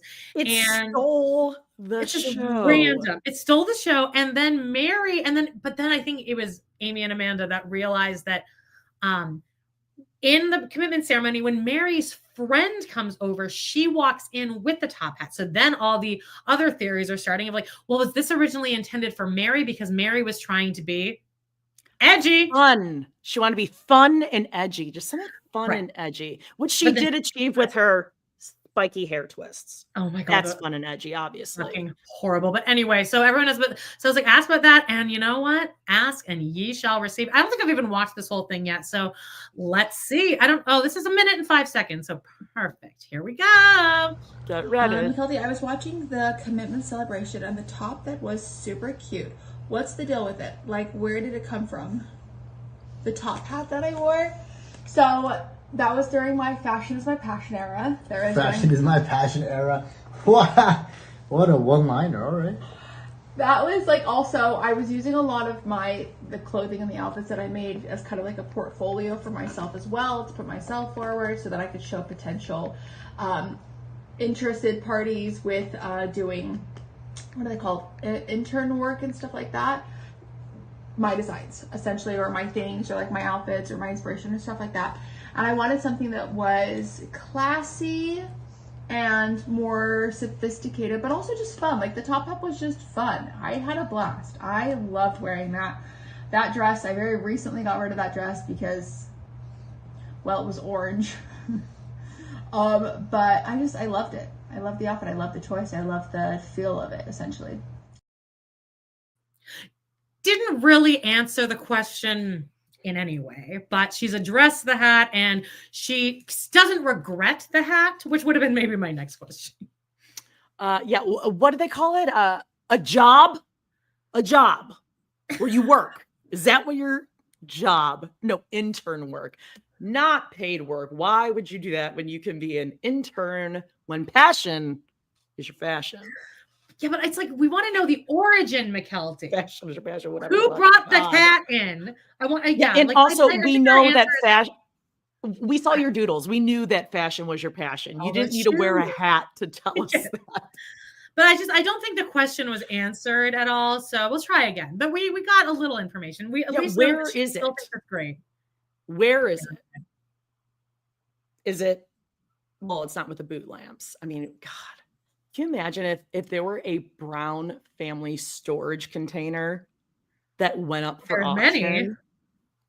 I mean, there would be thousands. That I would go to. Just, I mean, like a museum of Brown. Because really all that old furniture is probably in Janelle's house at some point. So it probably has like, Gabe's name carved into it. A dent where like someone banged their brother or sister into it. I just want all of it. Oh, Becky says the hat was intended for Robin. Oh, that's right. Because there's also a screen, like a shot of Robin wearing the hat at one point. I think during like a voiceover, but Robin is also wearing the hat at one point. So I think the hat gets passed around as like an option, but Mykelti was like, fashion is my passion. Fashion is my passion. So I will wear the hat. And then everyone's like, oh yeah, totally. You could totally pull it off. And then Gabe's like, what's with the hat? And then no one acknowledges him, like the story of his life. Well, I'm sorry, she kind of ruined those photos because she stands out. Like your eyes immediately go to the stands out. She 100% ruins those photos. And then you look at Kody, who's holding Robin's tender child, of course. And also Mykelti in that video, you don't need to tell us your dress was orange. That image is pasted in my brain that you're wearing an orange shirt. I saw a shirt the other day at Value Village, and I was like, that's the first. I'm like, this is the exact color of orange as Mykelti's dress. Mykelti orange. Mykelti we have orange. Ramona blue and Mykelti orange. I like that. Right. Tony was wide-eyed and bushy-tailed in that video. No, wasn't didn't blink once. I don't like that energy because it was very condescending. He's like, wow, fashion is my passion. Wow. Just keep your fucking mouth shut because you weren't there or even like in this greasy hair and dirty jeans were your passion at your wedding. Yeah. God. well, there's the beginning of Brown Town. Let's get into the ladies. Yeah. Now, Mary was looking pretty fine on a red carpet here. She's looking pretty good. Like, we can't say She loves it. anything bad about Mary. She looks really great. See, I just feel like the hair, she's like, this is just the hair I've always wanted, and now it just kind of looks better on me. Yes. Her shoe choice, even though I would have gone with a little bit higher of a heel for this, this is the best shoe Mary has ever worn with anything. She looks good. She looks I'm glad for her, because you can tell how uncomfortable she is in her own skin in these most recent episodes. Like, you can just tell with all the hoodies and stuff. So, like, not that she ever even had like a bad body, but you can just tell that she didn't feel good about herself. So I hope she does genuinely look in the mirror and feel good.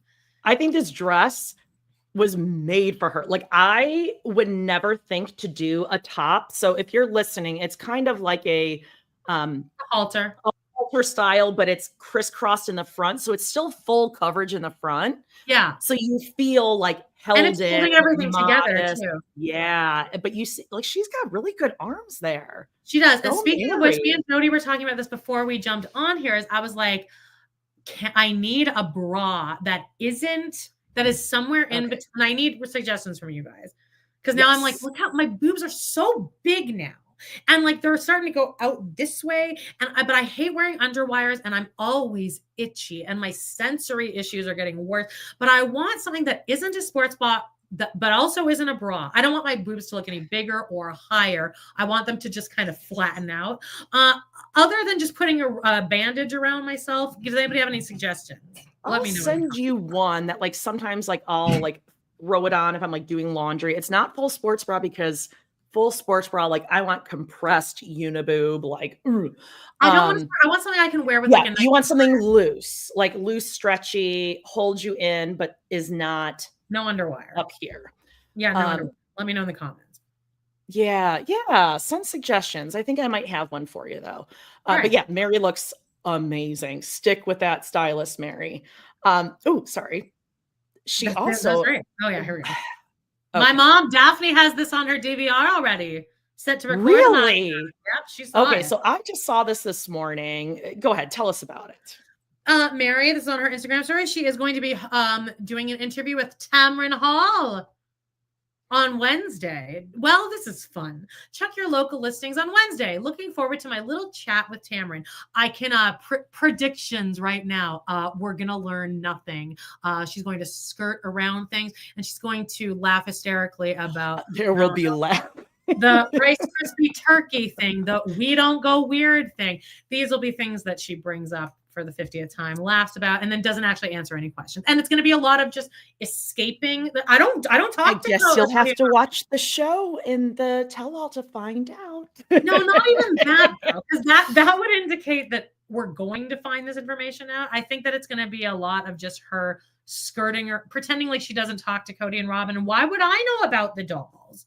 And she'll probably wrongly not promote Worthy Up like she should, because even she doesn't know what Worthy Up is. Because what would you say? What would she say? I was going to say, there's join the other 18 people in my Facebook group. Yeah. It's only like a few thousand a year, but good news, you'll get a discount for next year if you pay the full price this year. Great. Oh, speaking of discounts, we're going to do on Patreon. I'll put it on right after this. We're going to do 50% off the first month of your Patreon for the month of April, or for the end of April, in honor of the new Sister Wives season coming back. Give you 50% off your first month. Come back, babe. Come on back to us. Oh, look at you. Nifty gifties. Mary's also traveling. She's probably traveling to the interview here. This is like from last week. This is her on a plane. Just her pictures are intense.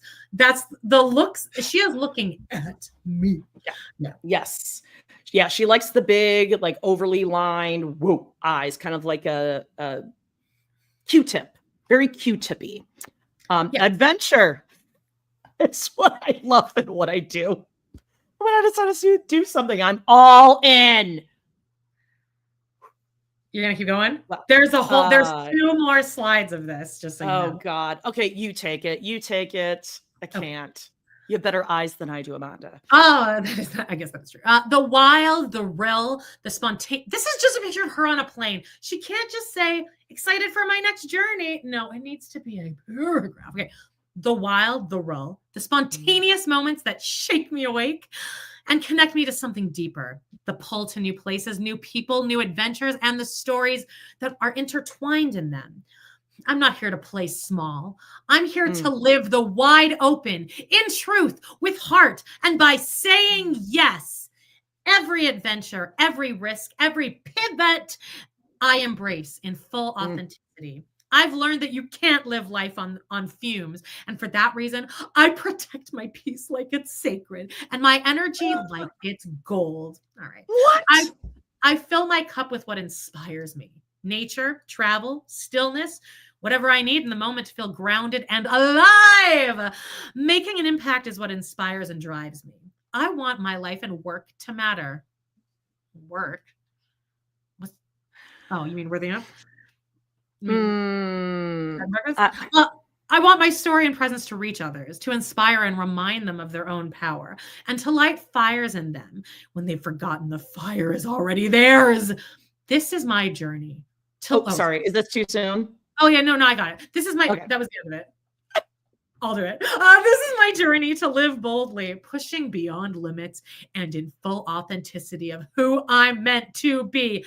Hashtag worthy up. I would say that Mary is only inspirational now, but almost in an opposite way of like, whoa, I don't want that to be my life. And also that. But like also, Mary, you're saying like, oh, I value myself, but we saw you at Kody and Robin's table selling Janelle down the river. Like that was not that long ago. Recently. Yeah, I don't no, I don't buy it. Again, you're not worthying up. Can't wait for this interview though. And if she was, she would on her previous videos when she's like, no, I never saw the dolls. She totally isn't going to act annoyed about it. Bitch, this is your job. And be like, yeah. And I realize like I'm worth more than the objects they're buying, which is why we're going through this whole process. And, you know. Talk shit, Mary. Yeah, this is part of my journey. Part of your journey isn't like you have to forget all the bad stuff. Yeah, and not talk about it. By taking the higher road in this breakup is the definition of being small. She's making herself small by not speaking the fuck out. Say it. Come out and be messy. Janelle doesn't go as far as Christine. I'm just gonna. She tries to do it under the guise of being a better person when really it's just her. We're over it, and you're not. Right. So fine. I don't even hate Mary, although she's very difficult to watch on these rewatches where we are right now. And it's not going to get any better, babe. She just bought the V&V where we're recapping season 13. We're in episode 3. And the moment where Kody brings her out on the front porch after she closes and cuts the ribbon on her V&V, it is. Oh, look at that sunset. Wow. And then Cody's like, oh, she's right there. Then he crosses his arms like, I will not touch her, go away. And she's just like waiting. He's like, wow, look at that sunset. And she's like, trying to, it's just so uncomfortable. Yeah, ultimate pick me.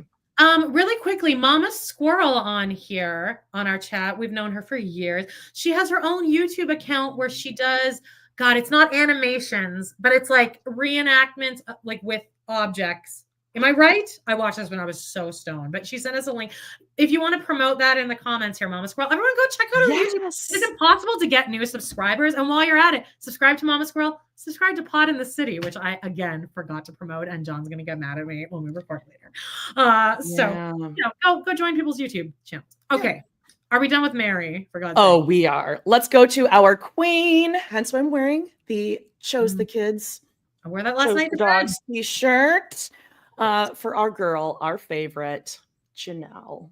If you could just take us through these for a second, I'm going to go handle something in the other room. I'll be right back. Yeah. So it was the, what do you want to say? Like the anniversary or just Garrison's birthday. And all the ladies really, well, maybe Mary did. I can't remember if Mary did, but Christine certainly did.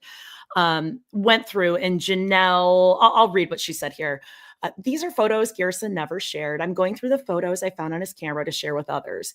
I'm curating them based on which ones I think are an experience of his artistic talent or expression or seem meaningful.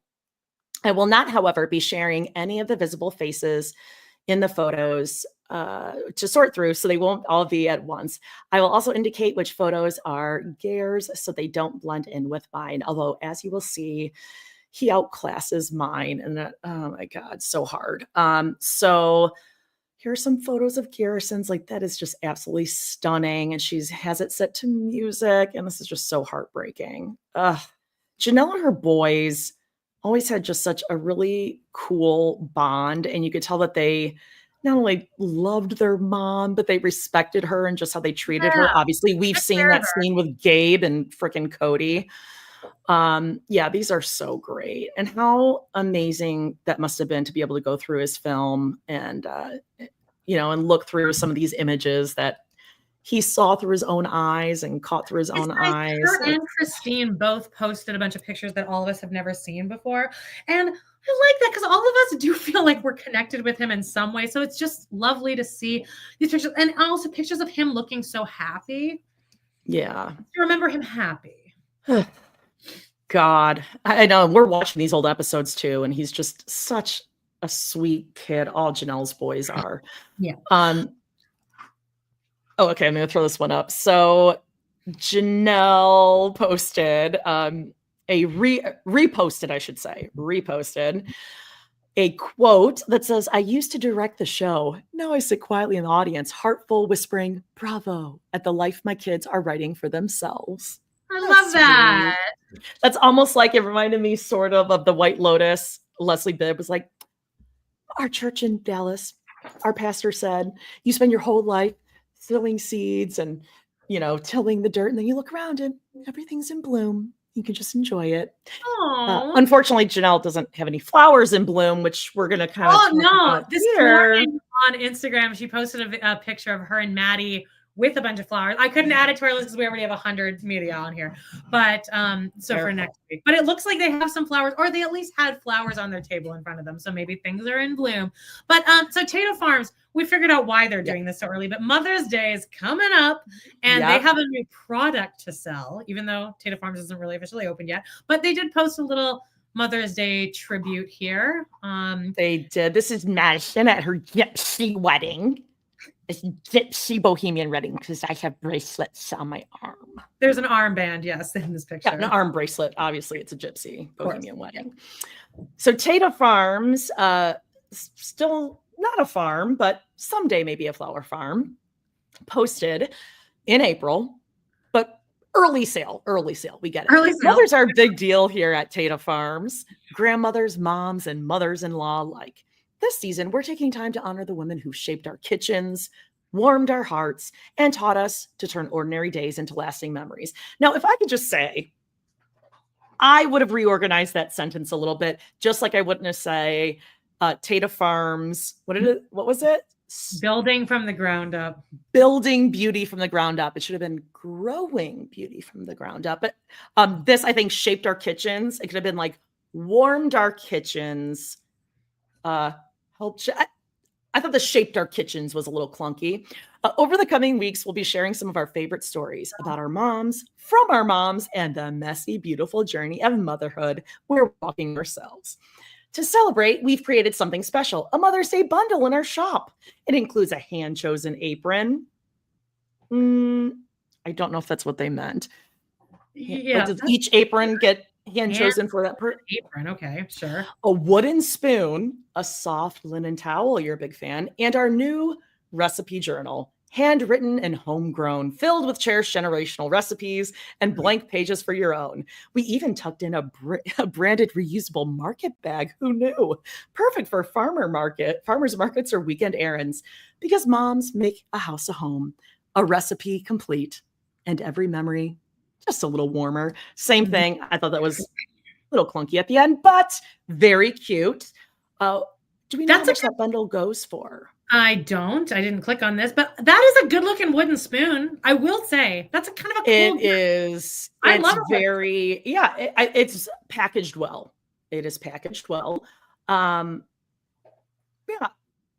Interesting choice. So are they just going to have a merch shop? Which if they are, that's fine. Still going to make the most money more they than what can. Mary is doing. And then there's some pictures of Caleb and his mom here. And then, you know, the family.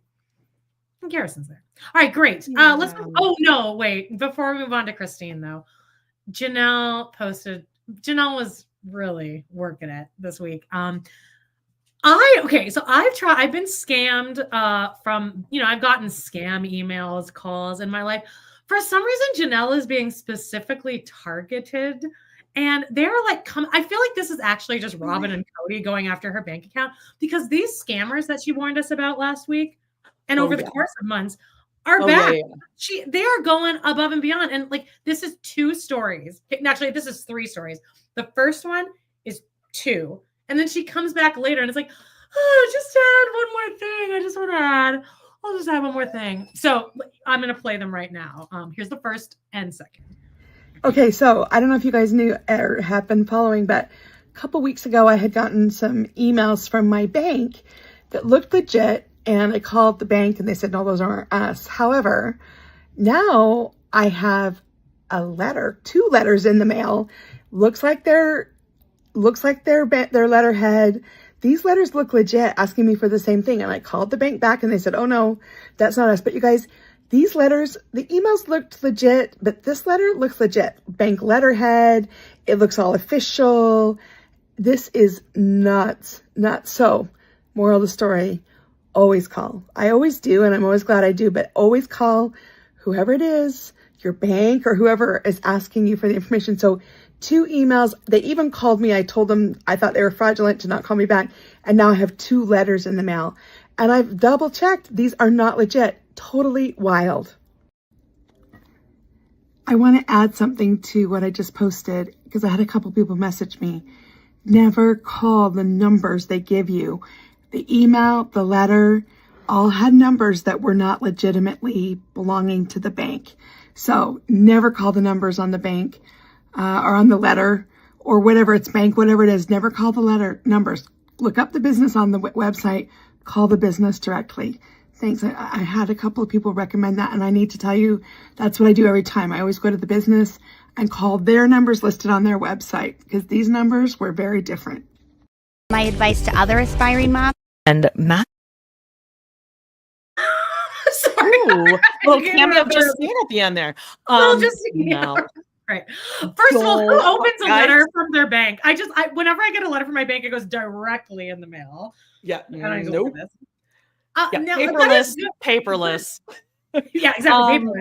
Good advice, though. I mean, I will say everyone should send that to their own grandparents because I promise my grandma needs to hear that. Holy shit. Did I tell you about how my mom let a strange man into her house? Did I completely forget to tell you this? Oh, Carol. I told you. So my mom, Carol, she got scammed on Amazon. She thought her friend was emailing her to buy a birthday gift card. And she was emailing correspondence with the person, telling them the different types of designs that Amazon had, sent it, and then was like, I don't think that was Arlene. So she called Amazon and they, the person already spent it, but they like refunded her the $100 gift card. Okay, good. That's good. Customer service. However, I found out that my mom needed something fixed. My sister gave her a number for someone. My mom incorrectly dialed the number.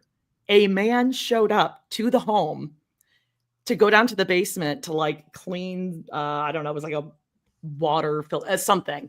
And she's like, well, don't you have to whatever? And he's like, oh no, that's gonna be another $250. And she's like, what?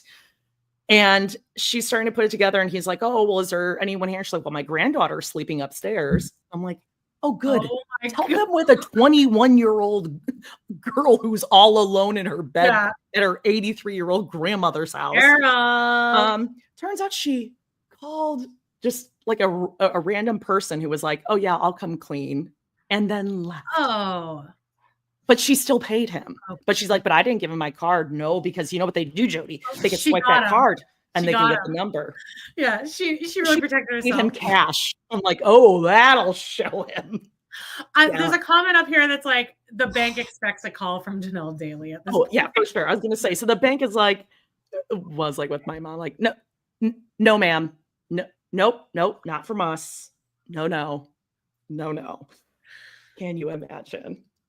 Well, A Janelle has letter, one more. a letter. And then, She she got in a tizzy because she recorded it. And then she got all those messages and she was like, I'm gonna have to re-record. I'm gonna have to put something out. We need to warn the people. Look up the number. Don't call the number on the. You need to send that to Daphne. Like, this is actually no. These are all good things because I got scammed recently by the bank because they caught me out. It wasn't the bank, but then they looked at my account and they're like, you have like $2 in your account," and I was like, "Yeah." Or they asked me how much, but I was like, "I don't know, it was like a couple bucks." And all right, they're like, and they asked, "Are you gonna put more money in there soon?" And I was like, "Fuck!" And I just like hung up and called my bank, and I'm like, "Can you cancel my card, please?" Oh yeah, you gotta be careful. Look, It's okay. I don't keep money in my bank account. I spend it the second I have it. But Janelle does have a part 2 of this later that day. Here we go. What? And I can almost guarantee you it's going to start with her going first. She does a millennial pause and then she covers her mouth. Oh my God, I thought it was adding over. one more piece to this. Because as people have started to tell me their stories, there's some crazy things going on. So one, I've actually heard from several people that these scammers can spoof or something the phone number. So it looks like it's really the bank, or I heard an airline, or actually calling you. I did have something like that with someone pretending to be the state of Arizona. So even if the caller ID looks legit, I would seriously call back to I would say I'll call you back and go to the website and call the real number. So freaky scary. And I would think probably AI is going to even make it scarier and scarier. So crazy.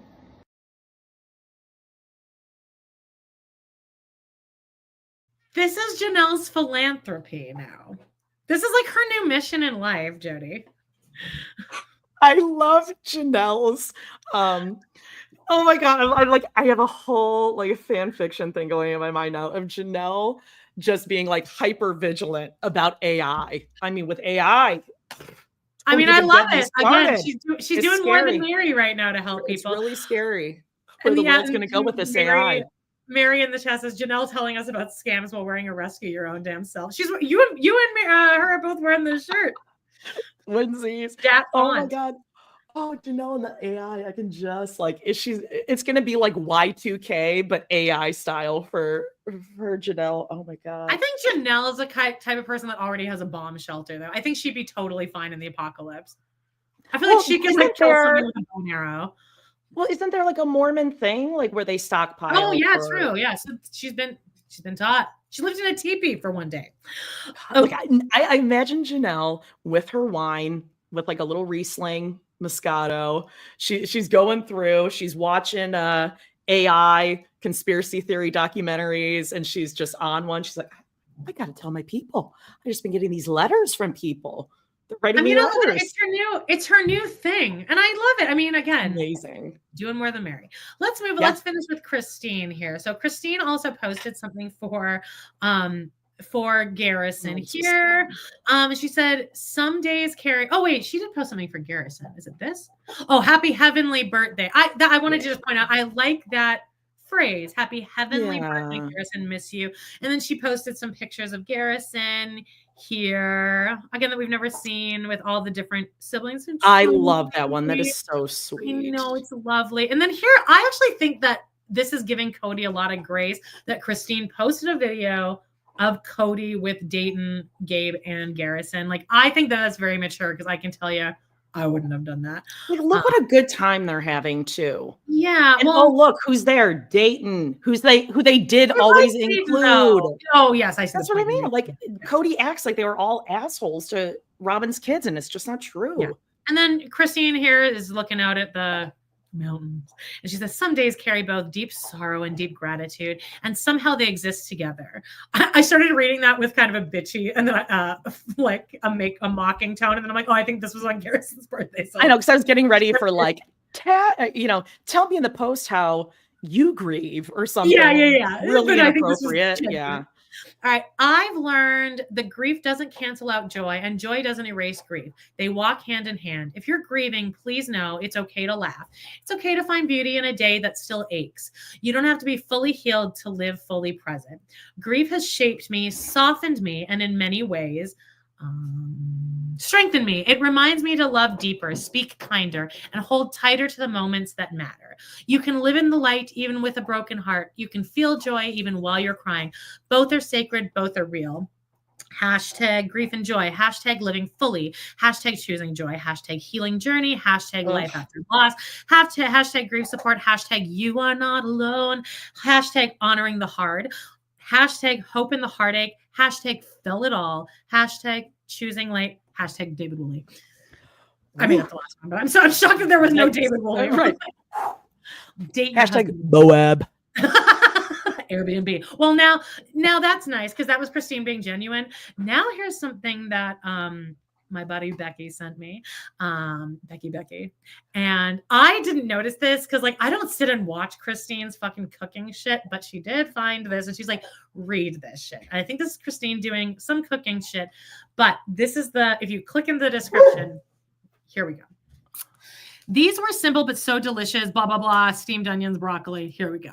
Second half of this paragraph is Airbnb is booming. And I'm sorry, I feel like I'm talking a lot. And I'm giving a select few the chance to invest with zero work required. I own high-performing properties in Moab and Hurricane, Utah, average $300 a night.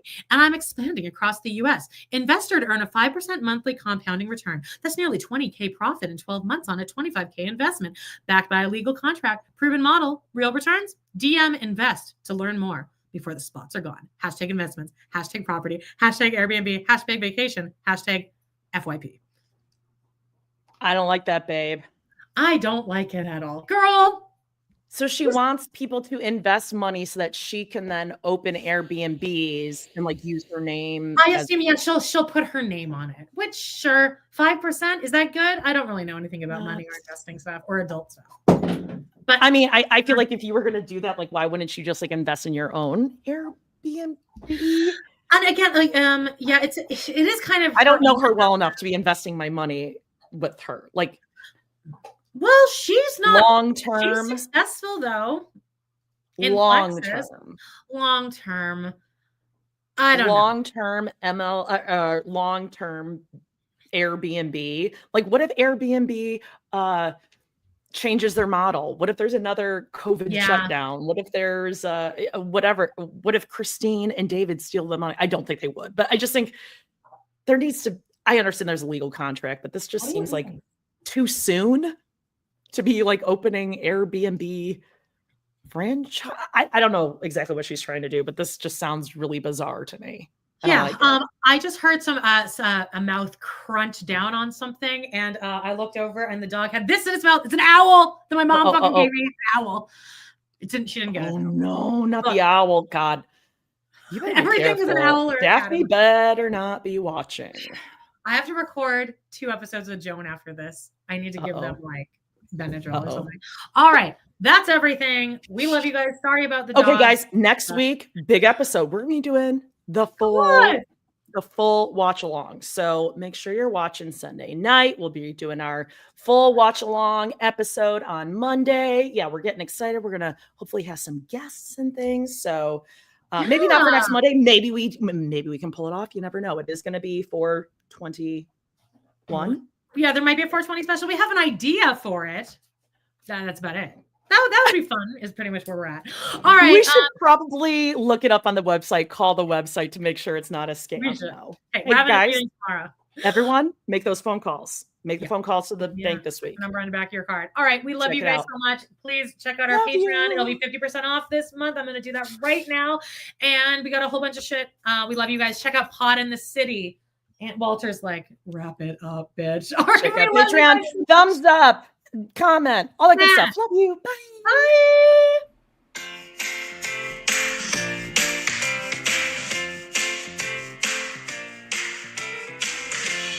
Well, guys, it's been a blast. Thank you so much for joining us today on our We Love to Hate Everything channel. please do not forget to hit that subscribe button. Give us a like or even a comment. And click on that bell if you want notifications, because you never know when we might pop up and go live. Please check out our other 2 podcasts on Patreon, where we snark on even more TV, movies, and pop culture. We got Total Request Podcast, that's patreon.com/trpod, and We Love to Hate TV, patreon.com/love to hate TV. Thanks again, and we will see you next time.